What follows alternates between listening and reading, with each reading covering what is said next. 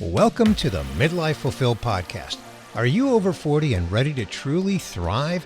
Well, on this podcast, we go deep on ways to thrive across the 5 pillars of midlife: health, fitness, career, relationships, and legacy. I'm Bernie Borges, midlife advocate, life coach, and your host. Subscribe now and get ready to thrive.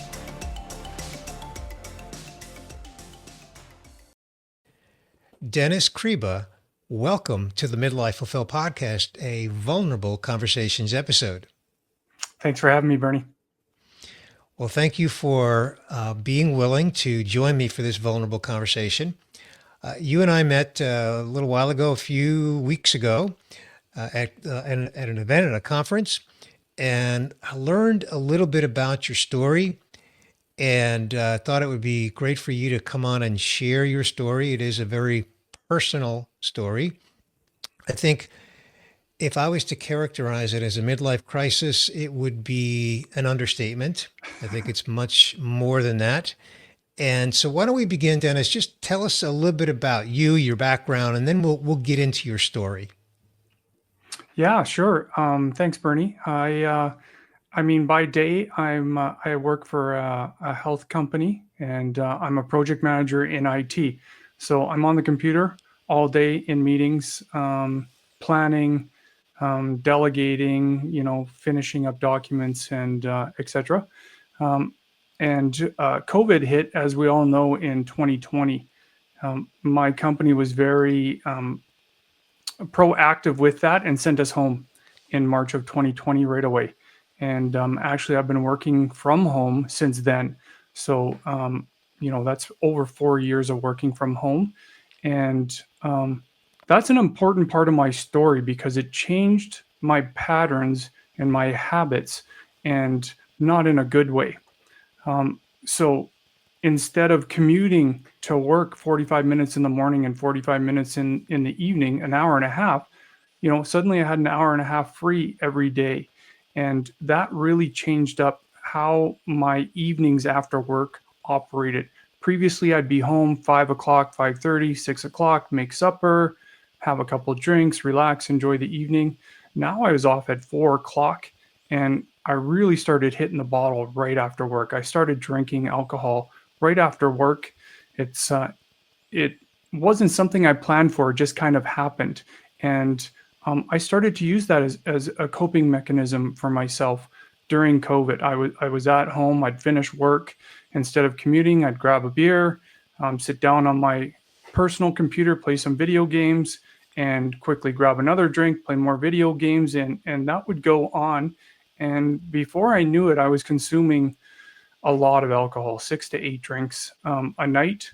And yet I still thought I had control of the problem because I wasn't really allowing myself to realize that I had a problem. And I think that's a very popular thing that happens with people that are drinking. They think they're in control. They don't realize they have a problem. They won't admit that they have a problem.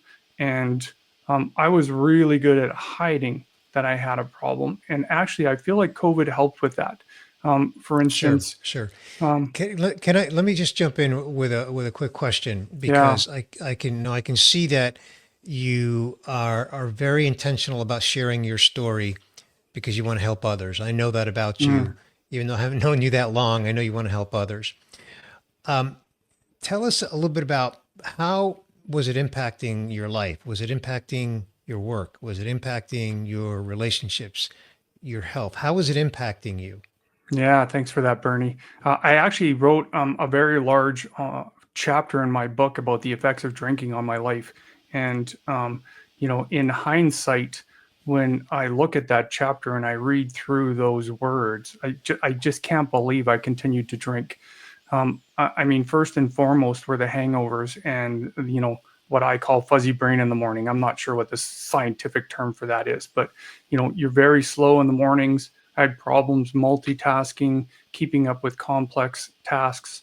It took me a couple hours maybe to warm up in the morning. And, I grabbed a coffee and sat in front of my computer trying to, shake the cobwebs off of my brain. I had pretty intense headaches and, some not so pleasant physical symptoms, like acid reflux, upset stomach. My bowel movements weren't healthy. There's a lot that comes with drinking that much alcohol that's not favorable for you. And it wasn't pleasant at all. I was tired at the end of the day. I was drunk at the end of the night to have any viable conversations with my wife. And again, I don't want to say it was lucky, but with the COVID framework, I mean, the only times we kind of met was to eat food or after our nightly activities that we kind of did solo. So I would eat and then come back up here, play on my computer, drink some more, and then we would watch some TV. That became a typical schedule.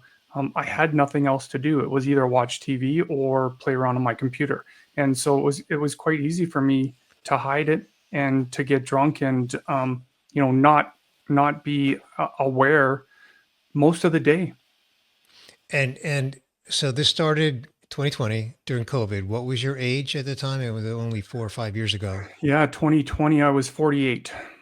Okay. All right. So you're right smack in that midlife season.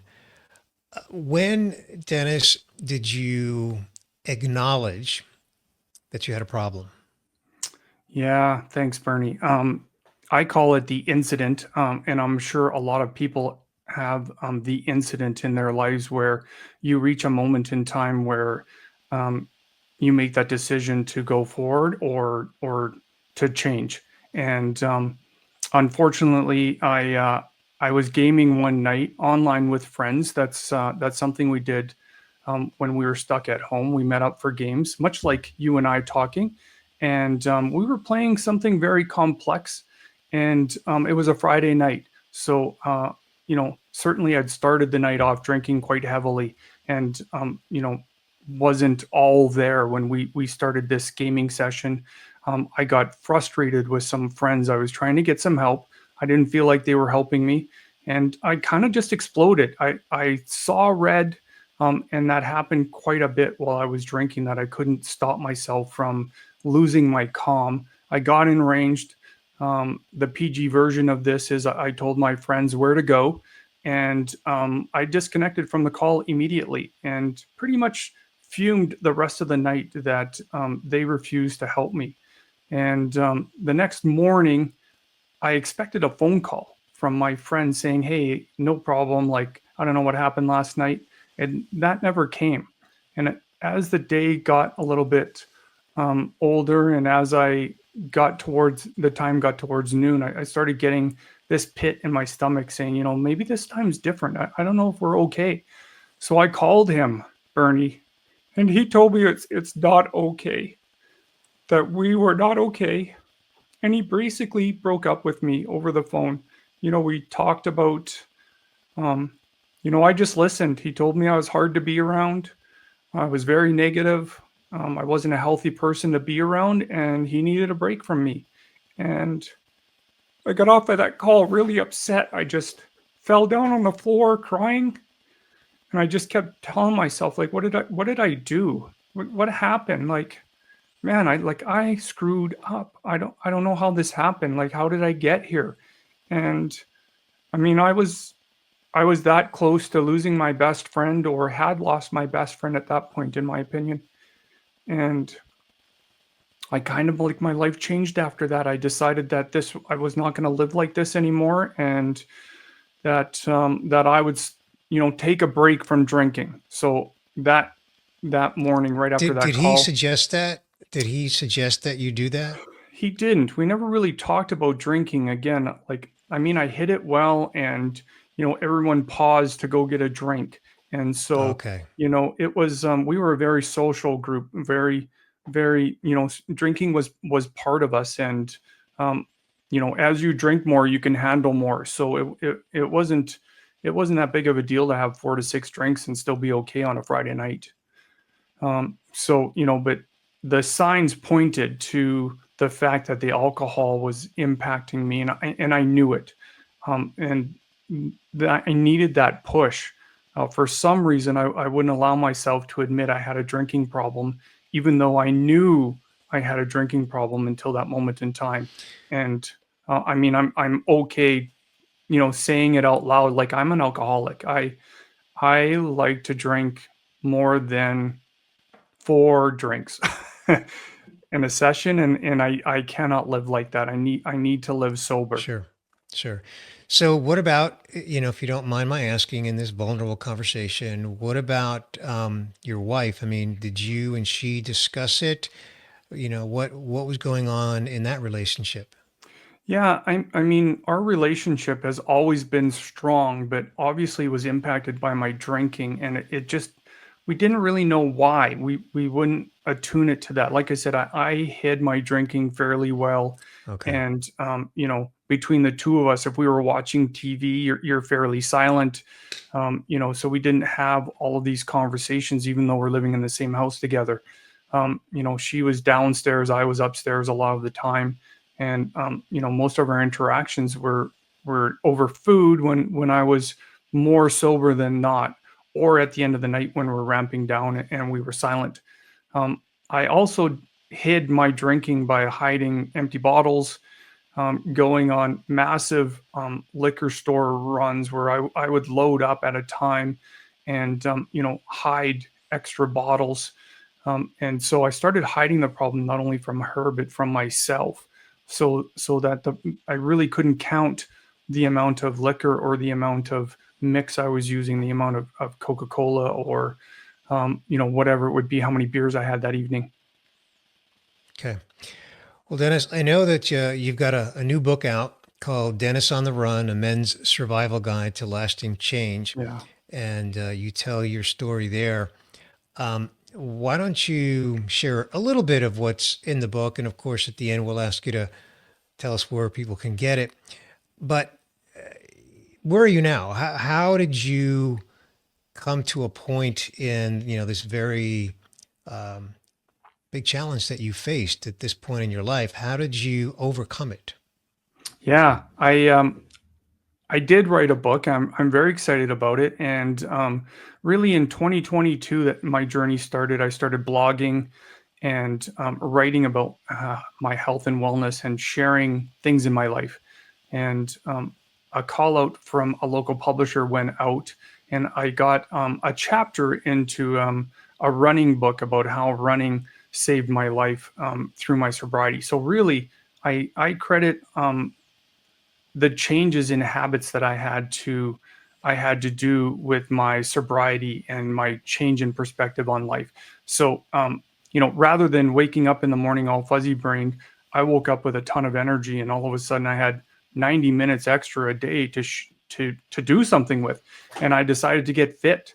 So every morning I actually changed up my routine, made a coffee. In my basement, I have a little bit of a fitness studio, and I jumped on the treadmill. And every morning since, for almost 4 years, I jump on that treadmill. I run or walk 4 to 5 kilometers over, let's just say 40, 45 minutes. And that's how I start off my morning. So I really decided to start getting more fit, more active, get my butt out of the chair, out of the computer. And that flowed into eating healthier, being more intentional about eating with my wife, doing some meal planning. So it started with some physical changes, and then I needed to deal with some mental changes. One of the problems that I had when I stopped drinking was dealing with the quiet time, dealing with my brain and the thoughts in there, and they kept going to that moment. They kept going back to, how could you let yourself get there? How could you drink so much and not realize what you're doing? And so I started investigating meditation and mindfulness. I started spending hours by myself, and that really allowed me to start tuning my brain into understanding where I was and start accepting those feelings and what happened to me without judgment. And I worked with a psychologist as well, and we worked through a lot of those mental challenges that come with such a trauma of getting to that rock bottom and then trying to pick myself off the floor. literally, and recovering there. And I talk about this in my book, my journey of physical transformation and a lot of mental transformation, which is harder to talk about because you can't really see it. Um, Right, right. but I spend a lot of time in meditation and mindfulness, just trying to be in the moment, such that one of my new models in life became a next shot. So Bernie, I don't know if you're a golfer or not, but I I take a am lot not. of. No, the few times I play, I always say that I'll never play again, and that's an easy promise that I can keep to myself because it's so hard to hit that little white ball into the hole that it frustrates me. So It I is. don't play except on a very rare occasion. But go It's ahead, a please share your story. it's a tough sport for sure, and I've actually done a lot of sports psychology and read a lot of golf books, which become pretty relevant in life because in golf you can hit a perfect shot and it bounces off a sprinkler and goes out of bounds. Just like in life, you can be the best person and then life throws you a curveball or what I like to say, windy days. There's lots of windy days for me to deal with, and you have to face that adversity with lots of resiliency. So in golf, there's a term that I learned called next shot. And what it means is all you can do is deal in the present moment. It doesn't matter what happened on your last shot or the last hole, and you can't think two holes ahead. All you can do is look at that ball and say, where do I want you to go next? So next shot really became a life model for me, meaning be present, be mindful, be in this moment and worry about what's happening today. Worry about this interview and discussion with Bernie, and don't let your mind focus on whatever else is happening next. So next shot became one of my life mottos. And I talk about positive sayings in my book quite a bit because I believe reframing your thoughts and thinking about positive things and being able to just trick your brain into thinking a different way is really important. And one of the ways that you can do that is with, recalling positive sayings or mantras or mottos or whatever you want to call it. So, next shot, you can remember that. I like that. I like that. That makes a lot of sense. Just really focus on the here and now, like you say, be present. Dennis, is community a factor? Is there a role the community plays? The people that I've met, and I've not met a lot, but those that I have met that are alcoholic but sober, rely on community as a big support mechanism in their life. Is that true for you? Yeah, that's a good question, Bernie. And I think I've actually launched an online community myself to support men that want to change and transform their lives because I feel like I didn't have that when I went through my problems. I didn't have a tight men's community where we had vulnerable discussions and honest discussions about our health and mental health. And, you know, I didn't I didn't talk about my problem and I didn't talk about my recovery, my sobriety. I did a lot solo. That doesn't mean I didn't have help. I had a great support network. My wife and I are very close. I've got some friends, but a lot of my friends were based on in my social network, and they were drinkers. And I was no longer a drinker when I decided to be sober. And not only that, I got into this fitness regime. So all of a sudden, the social network that I had didn't really exist or didn't exist for the new Dennis. And what I wanted to do with my life and self-improve and get into health and wellness. So I found it a very difficult time for me to find communities. And so now I'm trying to create this community of my own to support men that are ready to change and they're looking for help. They're tired of status quo or what you would call, your midlife crisis, and they don't know what to do. They're scared to change. They're scared of what change means. They're the breadwinner. They've got mortgages to pay. They've got a job. They're scared to change jobs. They're scared to rock the boat. And mostly they want to talk to other people that have done this and know that it's okay. And I believe men want to be vulnerable. We're just scared and don't necessarily have communities to do that. And so I think community is super important. And I did it mostly alone. I wish I had had a very strong community, and I'm trying to build that for myself and other men moving forward. It's called the Beyond Survival Initiative. Okay. Thank you for sharing that. So, Dennis, this vulnerable conversation can be a two-way conversation. So I'm going to share something very personal with you and the listener. And that is that I have a small community of four guys, me and three other men in the same age range. We're all just a few years apart. We're all in our 60s. And we get together every once in a while. We got together in person for a long weekend in South Carolina back in, I think it was September. And we planned this months in advance. And we opened up. We've shared things with each other that we have not shared with anyone and any other person on the planet, including our spouses. And that little community, it's not a big community, it's a very small community, is extremely meaningful to me. And I would encourage you to, think about doing something like that with just a very small, tight knit community of people.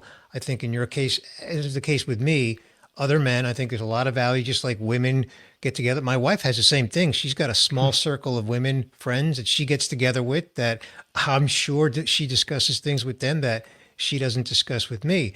And I think that's very healthy. And I think we all need it. And it's a huge blessing in my life. And again, I would encourage you to do that. I think it's amazing, Dennis, that you have accomplished what you've accomplished. And I'm so proud of you and so happy for you and your wife. I'm sure it's good for your marriage as well.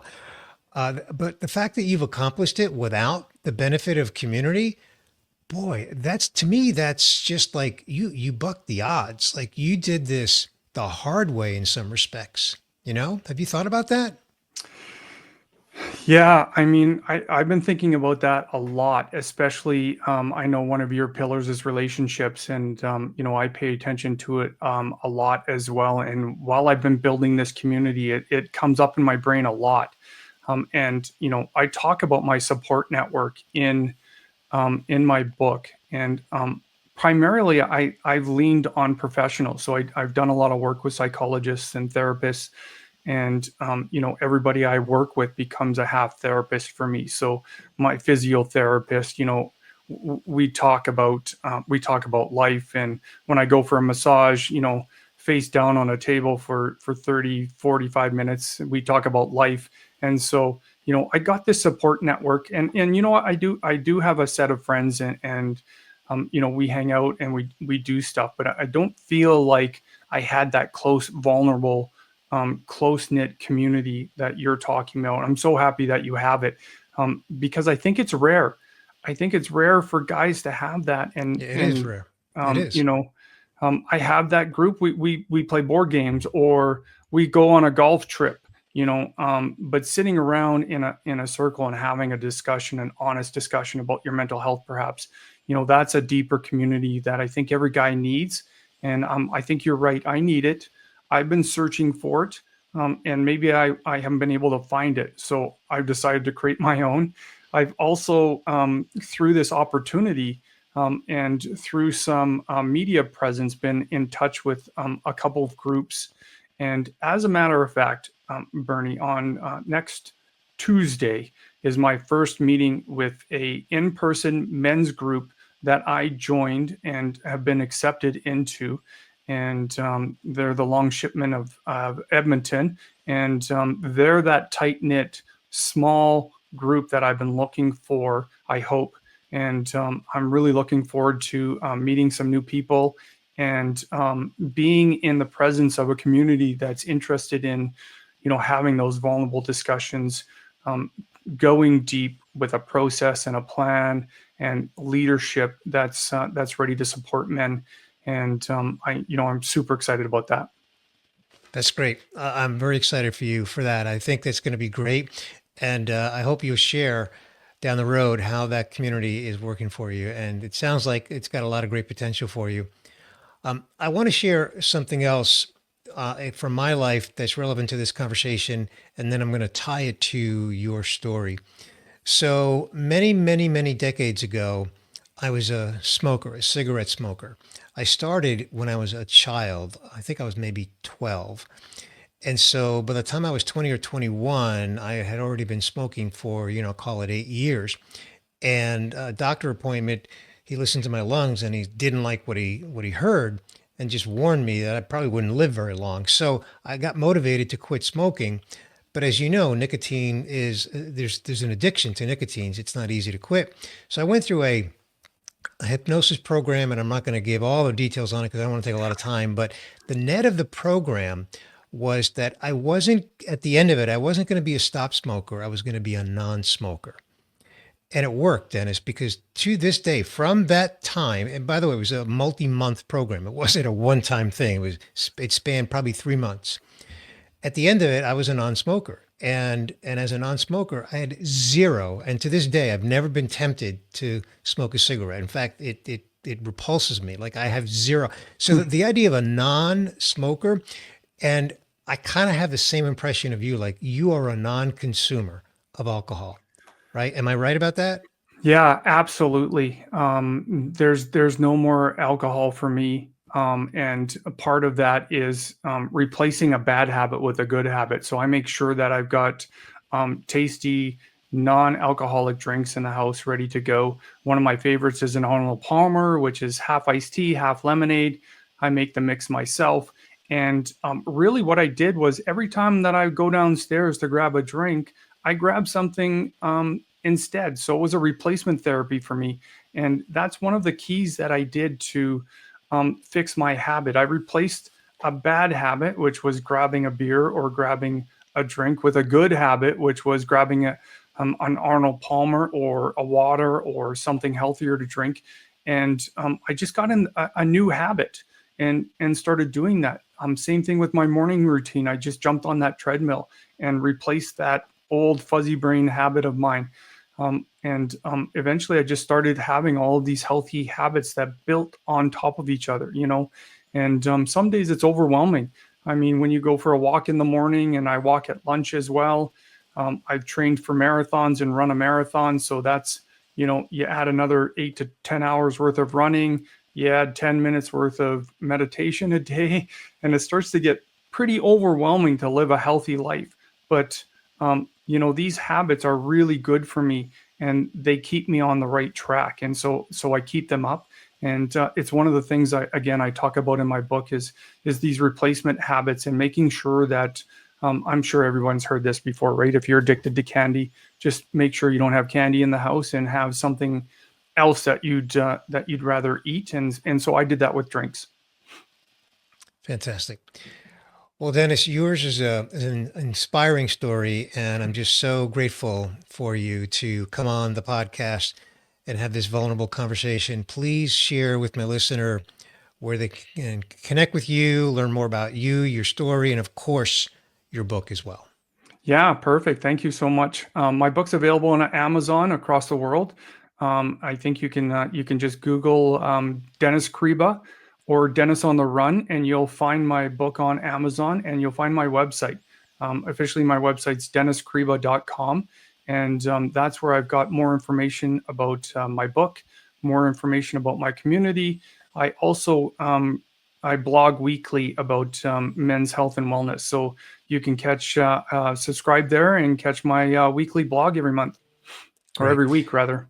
And Dennis, I just want to repeat something I said earlier in this conversation, and that is that we met only recently, and I know from those conversations when we met that your passion is to share your story with other men and to help other men.